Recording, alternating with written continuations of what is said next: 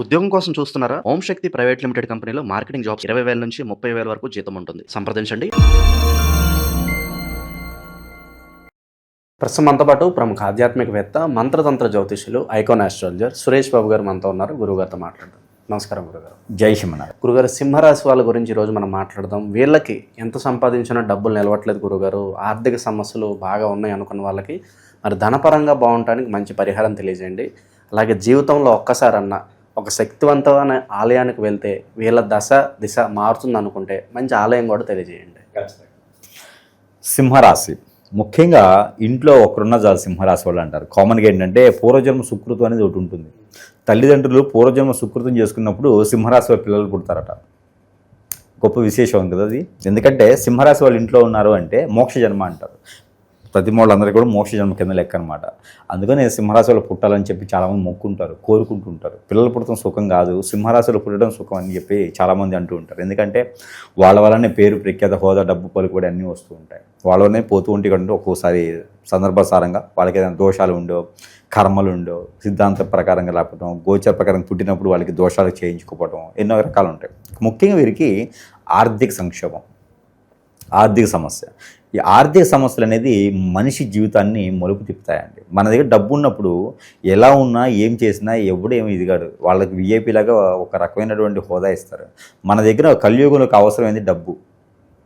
కలియుగంలో మనిషికి అవసరమైంది ఏందయ్యా అంటే ప్రేమ, అనురాగం, ఆప్యాయత ఇవన్నీ కావాలన్నా, మనిషికి మనిషి తోడు ఉండాలన్నా, మనిషిని గుర్తించాలన్నా కూడా కావాల్సిన డబ్బే మూలం, వేరే ఏది కాదు. అలాంటి డబ్బు సంపాదించుకోవాలి, సంపాదించిన డబ్బు నిలకడగా ఉండాలి అన్నప్పుడు ఖచ్చితంగా ఒక ప్రక్రియ, ఒక పద్ధతి ఉండాల్సిందే. అయితే వీరు ఎక్కువగా కుబేరుడికి ప్రార్థించాలి. కుబేరుడిని ఎలా ప్రార్థించాలంటే, కుబేరుడికి అరటికాయలు అంటే బాగా ఇష్టం, బనానాస్, సపోటాలు. కుబేరుడికి బీవచ్చున ఇష్టం. తర్వాత అందరికీ తెలియని విషయం ఏంటంటే రేగిపళ్ళు.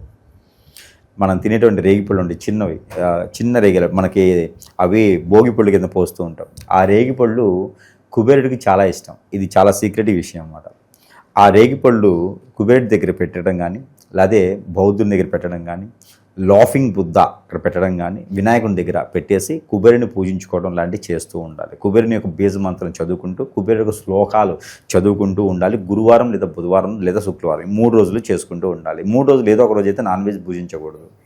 ఇలా చేసుకున్నప్పుడు వారికి ఖచ్చితంగా డబ్బు అనేది నిలకడగా ఉంటుంది. రెండోది, కర్పూరం బిళ్ళలు తీసుకొని, కర్పూరం, ముద్ద కర్పూరం, హారత కర్పూరం ఇలా ఉంటాయి కదా, ఎందులో ఏదో ఒకటి కర్పూరం బిళ్ళలు తీసుకొని తనకి తాను దిష్టి తీసుకుంటూ ఎదురుగా వేసుకొని కాల్చుకోవాలి. ఇలా చేసినట్టయితే కనుక డబ్బు నిలకడగా ఉంటుంది. ఇది చాలా పెద్ద పరిహారం అనుకోవచ్చు. అలానే ఎంత చేసినా నిలకడగా ఉండట్లేదు, ఎంతైనా ఏదో అర్థం కావట్లేదు, అసలు నాకు ఏం జరుగుతుందో తెలియట్లేదు, నాకు ఎవరు పట్టించుకోవట్లేదు, ఒంటరైపోయినాను, జాబ్ లేదు, పరపతి లేదు, పొరుగు లేదు, ప్రఖ్యాత లేదు, డబ్బు లేదు, ఎంతో చదువుకున్నాను, నాలెడ్జ్ ఉంది, ఎన్నో రంగాల్లోకి వెళ్తున్నాను, ఎంతో చేయగలుగుతాను, నాకు ఏమవుతుంది, అష్టదిబ్బంది అయిపోతుంది అన్నమాట. కట్టుదిడ్డంగా ఎక్కడ జరుగుతుంది.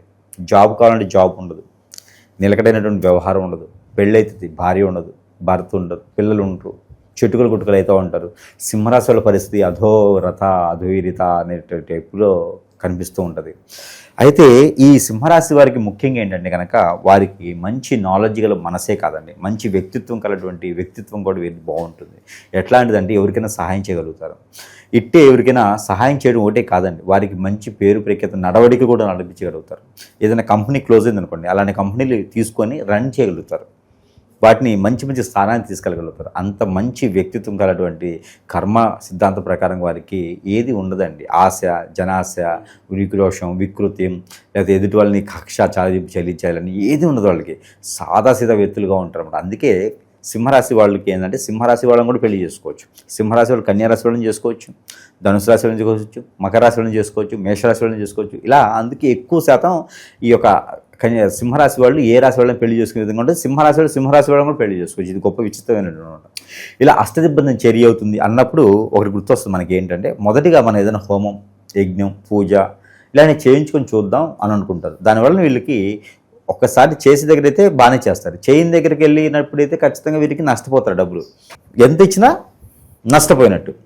అయితే వీళ్ళు ఆలయ దర్శనం చేసుకోవాలనుకుంటే కనుక పుణ్యక్షేత్రాలకు వెళ్ళేసి ఆలయ దర్శనం సింపుల్గా ఖర్చు తక్కువలో అయ్యేటువంటి ఆలయ దర్శనాలు మనకి పరిసర ప్రాంతాల్లోనే మన సరౌండింగ్స్లోనే చాలా ఆలయాలు ఉన్నాయి. దాంట్లో ఒకటి మన హైదరాబాద్ ప్రాంతంలో అయితే మనకి తిరుమలగిరి అని ఉంటుంది.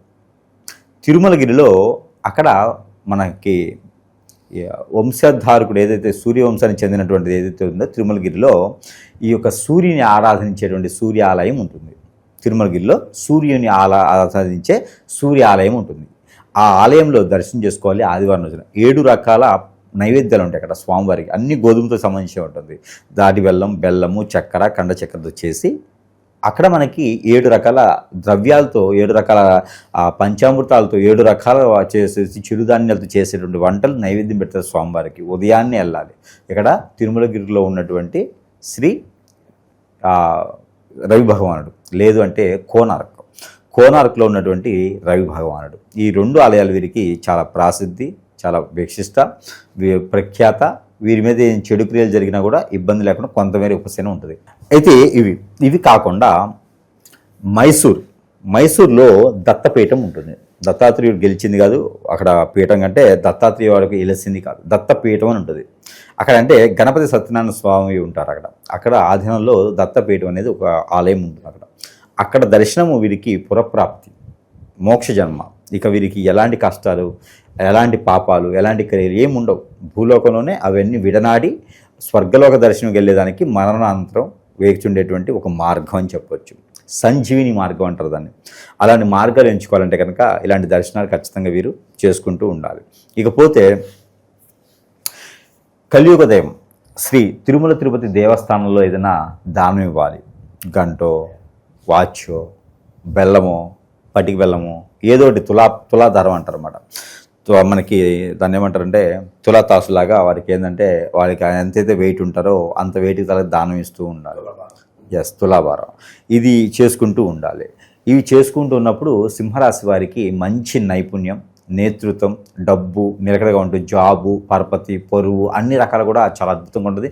సరైన సమయానికి పెళ్ళిళ్ళు కూడా అవుతూ ఉంటాయి. మనం ఇప్పుడు చెప్పుకున్నటువంటి ఆలయాలకు వెళ్తే చాలు, వాళ్ళ జీవితం కాస్త సుఖమయం అవటం కాదు, ఇంకేదైనా ఉంటే కూడా అది అవుతుంది. రెండోది, వీరు ఏదైనా సరే చేయాలనుకున్నప్పుడు వీరు ఏదైతే సింహరాశి వాళ్ళు ఉన్నారో, రెండోది ఏంటంటే కనుక ఈ పీఠం దగ్గర దత్తాత్రేయ స్వామి దగ్గరికి వెళ్ళినప్పుడు గోధుమ రొట్టెలు తీసుకుని వెళ్ళాలి. ఉప్పు వేయకూడదు. ఎన్నైతే అన్ని రొట్టెలు తీసుకుని వెళ్ళి అక్కడ అడుక్కునే వారికి ఇవ్వాలి. అక్కడ అడుక్కునే వారికి కాదు లేదు అనకుండా అక్కడ అడుక్కునే వారికి ఇస్తే వీరికి పుణ్యధర్మం వస్తుంది, వీరికి డబ్బు నిలకడగా ఉండిపోతుంది. ఇలాంటి ప్రయత్నాలు వీరు ఖచ్చితంగా చేయాలి. అలానే వీరికి సింహరాశి వారికి స్టోన్ పెట్టుకోవాలనుకుంటే కనుక పింక్ డైమండ్, మూన్ స్టోన్, ముత్యం బాగా పనికి వస్తుంది. పింక్ డైమండ్ ఇంక జీవితంలో ఎవరు ఆపలేరు. ఎలాంటి కష్టాలు వచ్చినా సరే పింక్ డైమండ్ పెట్టుకోవడం ద్వారా ముందుకు వెళ్తూ ఉంటాం. అది స్త్రీ నుంచైనా పురుషుల నుంచైనా. కాబట్టి వీరు జాగ్రత్తగా చేసుకుంటూ ఉండి, అలానే సింహరాశి తూర్పు ఉత్తరం 2 దిక్కులు కూడా బాగా అద్భుతం కలిసి వస్తూ ఉంది. ఇంకా ఎన్నో రకాలుగా ఉన్నటువంటి సింహరాశి వారికి అయితే కనుక ఇంకా ఇన్ని జరుగుతున్నాయి, ఎన్నో రకాలు చేస్తున్నామండి, నాకు అవ్వట్లేదు, ఏది పని చేసినా ముందుకు వెళ్ళట్లేదు, డబ్బులు ఇచ్చున్నాము, అది కన్స్ట్రక్షన్ చేయలేదు, ఇంకా ఇల్లు రాలేదు, వాకిలు రాలేదు, కారు చూస్తాం యాక్సిడెంట్ అయిపోయింది, ఈ పిల్లల మాట వినట్లేదు, 3 రోజులు ఒకసారి బాగుండట్లేదు, ఎన్ని రకాల ఆర్థిక సమస్యలు ఉన్నా కూడా అన్ని రకాల ఇబ్బంది పడుతూ ఉన్నాం, ఏం చేయాలో తెలియట్లేదు అంటే మాత్రం ఖచ్చితంగా కూడా చెప్పవచ్చు. ఇన్ని రకాలు చేసినా మీకు అవ్వట్లేదు అనుకుంటే చివరిగా ఇక 0 సైన్యంగా చూసుకున్నట్టయితే ఇక సురేష్ గారి దగ్గరికి బయలుదేరడం మంచిది. సురేష్ గారి దగ్గరికి వస్తే ఆ సమస్యకు పరిష్కార మార్గమైనా ఖచ్చితంగా అయితే చూపించబడుతుంది. ఎందుకంటే మనము మంత్రం కన్నా కూడా ఎక్కువ తంత్రం చేస్తాం, తంత్ర గురువులం మనం. కాబట్టి వారికి ఉన్న సమస్య మనకి జుజుబి చిటికలో మనం చేసే విధంగా ఉంటుంది. కాబట్టి ప్రతి ఒక్కరు కూడా ఇలాంటి సమస్య ఏదైనా బాధపడుతుంటే కనుక సంపాదిస్తే ఆ పరిష్కార మార్గాన్ని చూపించే విధంగా అయితే మాత్రం మనం ఎదిగేదానికి చూపించవచ్చు. ఓవరాల్గా ఈ రాశి వాళ్ళ గురించి ధనపరంగా పరిహారాలు కావచ్చు, ఆలయాలు కావచ్చు, మంచి విశ్లేషణ అందించారు సార్. ధన్యవాదాలు.